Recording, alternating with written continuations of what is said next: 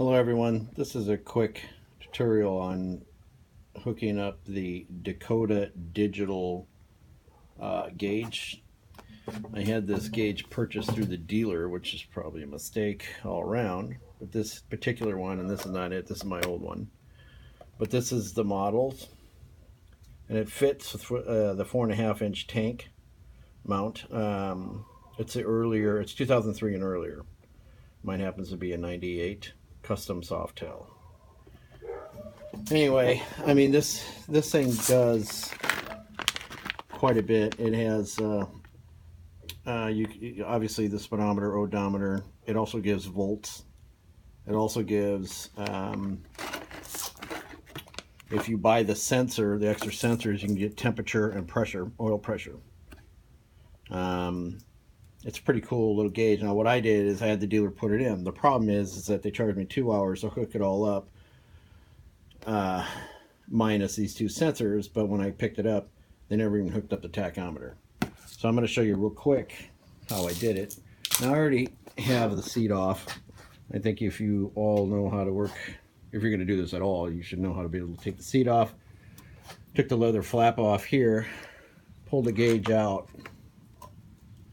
and I unhooked things to lay it down on the bench, but just to show you real quick, this is the back, how it mounts. The mounting is pretty easy, I believe. Follow the instructions on that. But that yellow wire you see right there, that's their tack, and that's what he didn't hook up. And I don't know why he didn't hook it up, because it was pretty easy to hook up, because it just it's long enough to hook. Go down. I just ran it down the frame because I didn't go through all the wire harness or anything. I just ran it to the frame and ran it right to the negative side of the coil, and it happens to be the pink wire, and they state that in there. If it's pink wire, that's your negative side. So I had plenty of wire. Just put the wire tie on the end and hooked it up there. I fired it up, and it works. I'm gonna shove all this back in there, of course. But anyway, one of the other parts of this is programming it to set your RPM red line. And I'm going to fire it up here just to show you. Now, when you want to program this, you have to hold in the button. Let's see if I can do this with holding my phone. You hold the button in, and then you turn it on. Okay, so that will give you the display, and you flip through, and you go through all the way to, let's see here, I already missed it, signal. When you get the signal, then you go ahead and hold it in, and you get the dash, let go. And this is the voltage setting that you're going to have, which is 12 volts high. Okay, hold it down, done. Now it says L2A, and this is the info side. You don't have to worry about that, that's the version. Then you can go to, you know what, I just realized I didn't do it right. Back in.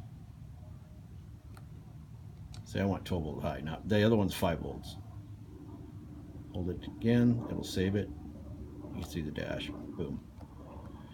Now the other part of this, whoops, is you go to E-calibrate. Where is it? Right there. Hold it in, same way.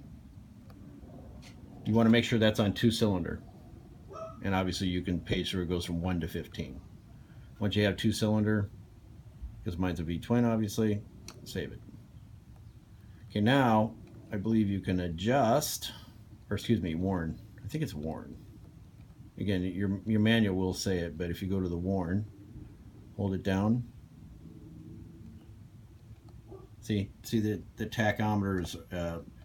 That's your it'll turn red. It goes green on the tack, then it goes to red after you red. It's the red line.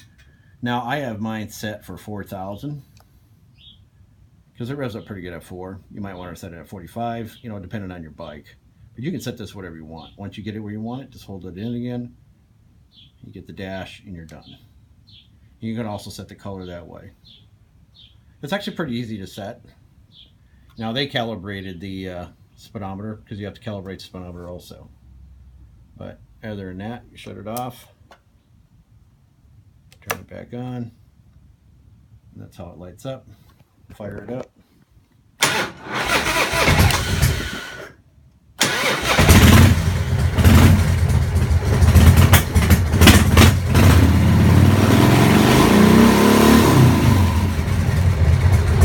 See how it turns red? There you go. That's how you do her.